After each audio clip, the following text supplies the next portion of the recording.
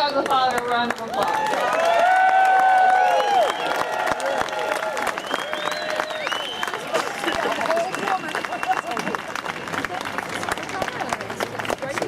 Good day, everyone.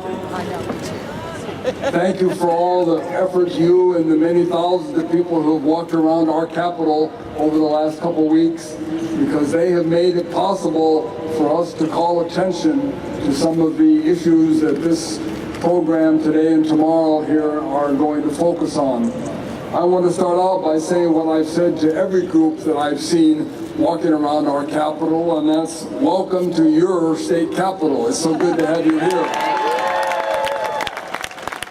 You know, Wisconsin does have a crisis.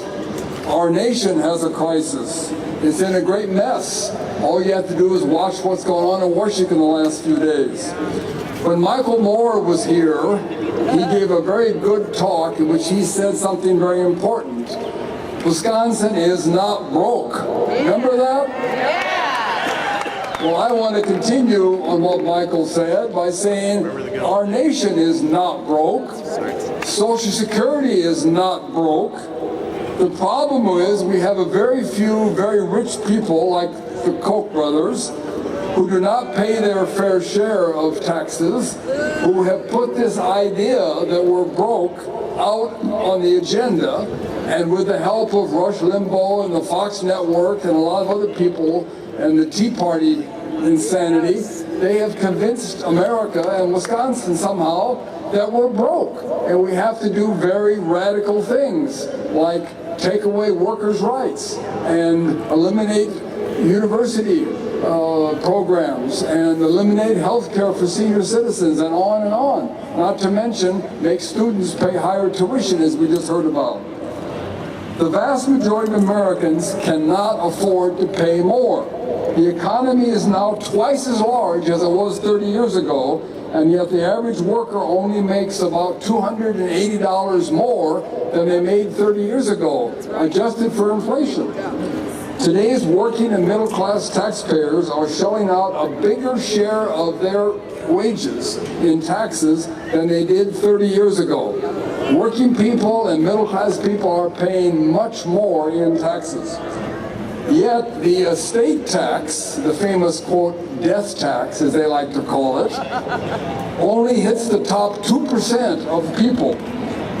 In the year 2000, it was 55% and only kicked in after $1 million. Now it's only 35% and kicks in after $5 million. How many of you are going to have more than $5 million to try to pass on to your kids? If the rich in this country were taxed at the same rate they were 50 years ago, they would be paying $350 billion this year, not to mention the billions and billions every year after that. We're not broke. We're just not making people who should pay for pay for our state and for our country. There's lots of numbers. You can find these yourself on the internet. Between about 1950 and 1980, the richest 10% had 33% of this nation's income value.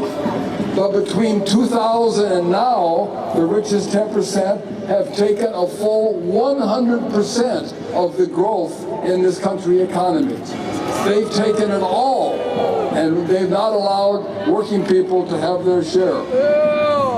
I thought that was great when our friend from Georgia, Georgia, showed the dollar bill. He took away all my steam. They're not paying their taxes. They're making millions and billions of dollars. They're paying their corporate executives millions and millions of dollars, and they're not paying taxes. For example, General Electric only paid 7% last year, and he gave you a list of some of the companies that paid zero. I just wanted to mention a couple other points on that. There are now more people living in poverty in this country than any time in the last 50 years. More people in poverty. Foreclosure rates are almost up over close to 4.5 million people losing their homes in this country. what is going on. Some people are broke, but it's not the state and it's not our nation. What is broke is the unwillingness of people to understand the true facts. And here it's the job of all of us and these kind of programs to educate people about the true situation. One little personal example, in the Secretary of State's office, which I currently am the administrator of, one of my employees, a full-time state worker, is eligible for low-income housing. How do you like that?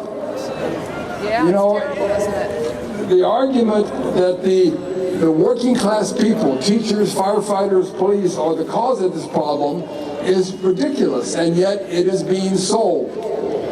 I want to quote one of my good friends who was also here a couple of weeks ago, and that's Jim Hightower, who I've had the honor to work with for many years.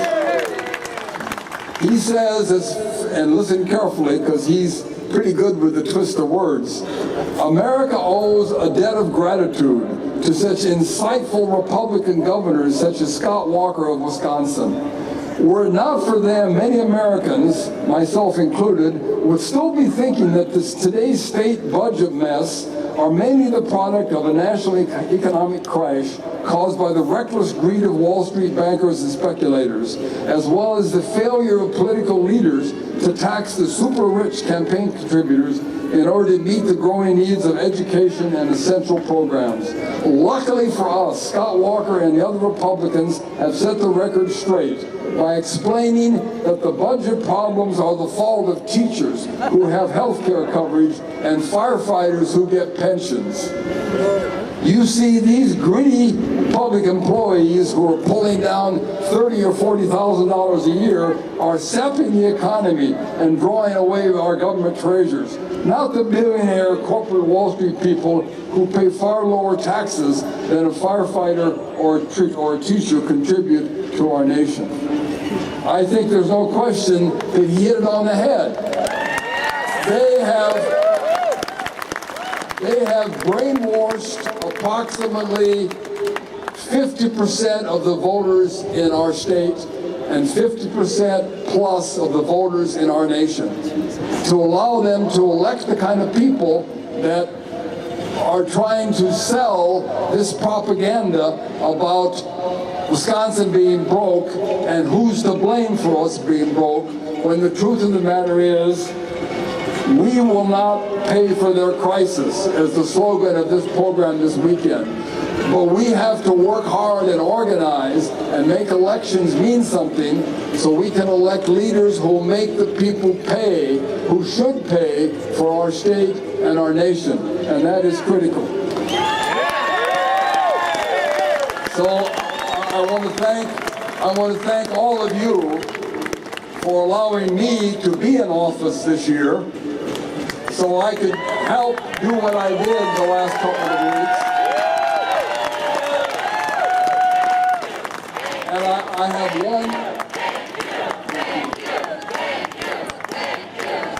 Thank you.